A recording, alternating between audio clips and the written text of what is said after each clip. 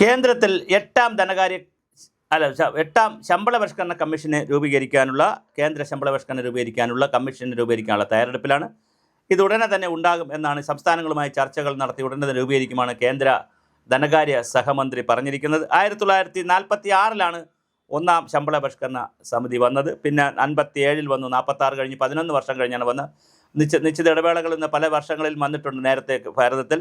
പിന്നെ 57 കഴിഞ്ഞിട്ട് പിന്നെ 70 വന്നത്. 60ഉം 11 വർഷം കഴിഞ്ഞ് 70 വന്നു. പിന്നെ 83 വന്നോളൂ, 13 വർഷം എടുത്ത് വരാൻ. 1983 വന്നത്.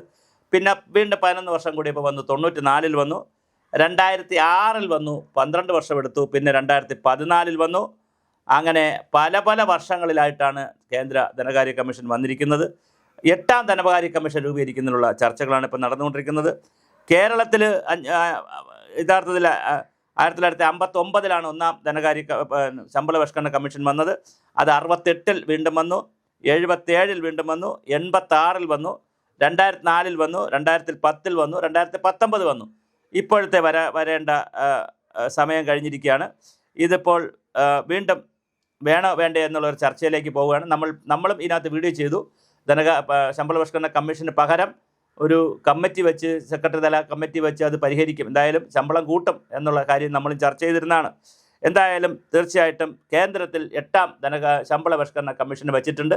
അത് വളരെ സീരിയസ് ആയിട്ട് സംസ്ഥാനങ്ങളുമായിട്ട് ആലോചിക്കുന്ന കാര്യങ്ങൾ നടക്കുന്നു.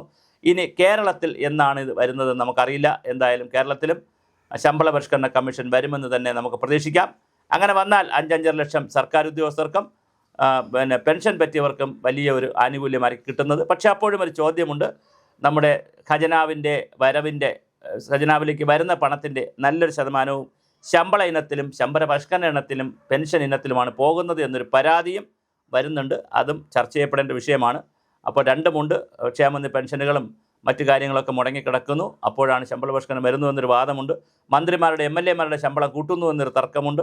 PSC അംഗങ്ങളുടെ ശമ്പളം കൂട്ടി കൊടുത്തതിനെതിരെ വ്യാപകമായ ആക്ഷേപമുണ്ട്. അങ്ങനെ എന്തായാലും അതുപോലെ മന്ത്രിമാരുടെ സ്റ്റാഫിന് പെൻഷൻ കൊടുക്കുന്നതിനെ സംബന്ധിച്ച് വലിയ ആശയക്കുഴപ്പം കുറച്ചു കാലമായി കോടതികളും സുപ്രീം കോടതിയും ഹൈക്കോടതിയും ഒക്കെ പറഞ്ഞുകൊണ്ടിരിക്കുന്നു. എന്തായാലും ഇതെല്ലാ ആശങ്കകൾക്കുമിടയിലാണ് കേന്ദ്ര ധനകാര്യ കമ്മീഷൻ വരുന്നത്. കേരളത്തിലും ശമ്പള പരിഷ്കരണ കമ്മീഷൻ വരുന്നത്. കേരളത്തിലും ആ ഒരു ശമ്പള പരിഷ്കരണ കമ്മീഷൻ വരേണ്ട സമയമായി.